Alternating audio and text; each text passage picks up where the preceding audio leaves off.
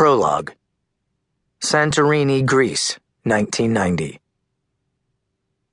Completely motionless, Megeara Kafieri stood on the edge of a cliff looking out on waters so perfectly blue they were almost painful to behold.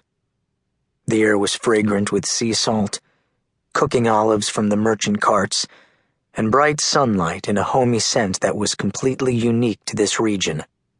The hot sun caressed her tanned skin, while the fierce breeze whipped her plain white dress against her body. Boats glided over the gentle waves in a surreal manner that took her back to the days of her childhood, when she'd walked these cliffs and shore with her father and mother, while they'd done their best to instill in her what it meant to be Greek. It was truly one of the most beautiful scenes in all the world, and any other 24-year-old would love to be here. She only wished she were one of them. Instead, she hated this place with an unreasoning fervor.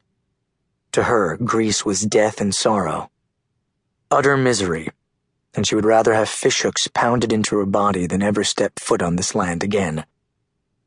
Her long blonde hair, which she had swept back in a ponytail, slapped against her skin as she sought some peace for her troubled thoughts, but there was none to be had. Only bottled-up rage met her. Her estranged father was dead. He died as he'd lived, in pursuit of a stupid, reckless dream that had taken not only his life, but also that of her mother, her brother, her aunt, and her uncle. Atlantis is real, Geary. I can feel it radiating out to me even as I speak. It sits in the Aegean just below us like a lost, glittering gem, waiting for us to find it and show the world what beauty it once held. Even now she could hear her father's hypnotic voice as he held her hand on top of the water for her to feel the softness of the waves as they whispered against her tiny palm. She could still see his handsome, enthusiastic face as he first told her why they spent so much time in Greece. We're going to find Atlantis and show the wonder of it to everyone else. Mark my words, babe. It's there, and our family's the one that's been chosen to uncover its magic. That had been his lunatic dream, one he'd spent a lifetime trying to give to her. But unlike the rest of her kooky family, she wasn't stupid enough to buy into it. Atlantis was a bogus myth made up by Plato as a metaphor for what happened when man turned against the gods. Like Lovecraft's Necronomicon, it was only a fictional invention that people wanted to believe in so badly they were willing to sacrifice everything to find it. Now her father lay in his grave on the island he'd loved so much. He died broken and bitter, a shell of a man who'd buried his beloved brother, his son, his wife. And for what? Everyone had laughed at him, ridiculed him. He'd lost his job, along with his respectability as a professor years ago, and the only way he'd been able to have his research published was in vanity presses. Hell, even the vanity publishers had laughed at him, and several had turned him down, refusing to even take his money to publish his ridiculous work.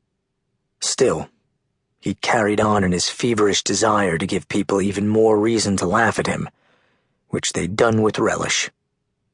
But even with that, at least she'd seen him one more time before he passed, and he hadn't died alone as he'd feared.